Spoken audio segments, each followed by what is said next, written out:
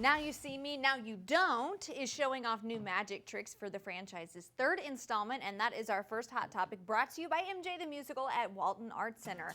So yeah, yesterday Lionsgate debuted the first trailer for Now You See Me, Now You Don't, which sees original cast members Jesse Eisenberg, Woody Harrelson, Isla Fisher, and Dave Franco reprising their roles.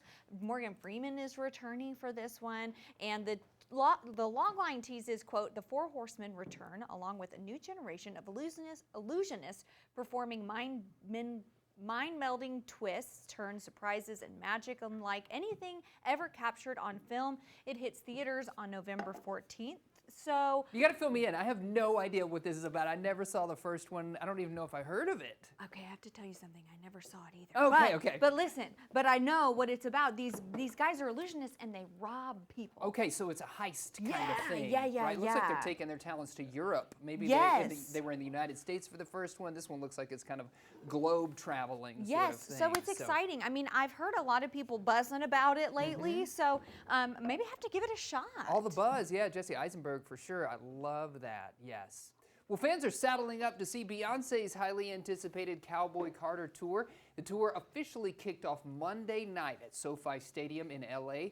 Joining her on stage were her daughters, Blue Ivy and Rumi. Beyonce announced the tour just hours after a groundbreaking Grammy win in February. Now, Beyonce is also scheduled for tour dates in Chicago, New Jersey, London, Paris, Houston, Washington, D.C., and Atlanta, with the tour concluding in Las Vegas in the summer on July the 26th. I know a lot of people, as you can see, lines, folks signing up. I am so happy, though, that we didn't have that same sort of meltdown with Ticketmaster. You remember that a lot of concerts have had recently? That was such a nightmare. Because I know a lot of people were dying to get their hands on Cowboy Carter tour tickets, but we didn't have to kind of like hear all of the drama about like I waited in the online queue for 2 days and didn't get anything. Nothing. Yeah, what a nightmare. Seems like maybe they've sorted that out. Hopefully, fingers crossed. Yeah. Okay, we'll get a load of this. So a runaway kangaroo named Sheila shut down a stretch of interstate in Alabama yesterday. The Alabama Law Enforcement Agency said that the kangaroo was spotted hopping along Interstate 85. Troopers shut down both sides of the interstate and they eventually captured her with the help of her owner, Patrick Starr. I'm not even making this up. Okay. Starr said she's back home safe, she's not injured. Now, Starr's family runs a pumpkin patch and petting zoo, but Sheila's just a personal pet. So, I mean, okay, if you want a kangaroo as a pet.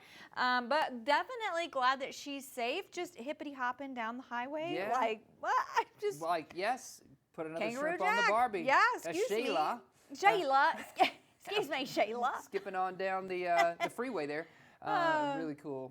I mean, it's interesting, right? Because we visit often with our friends at Turpentine Creek Wildlife Refuge who talk about how difficult it is for a personal pet to be an exotic animal. I know. So I hope that Mr. Starr, who owns Sheila, is able to give proper care. I know. I hate that she got out in the first place. I know. I'm glad she's safe, though.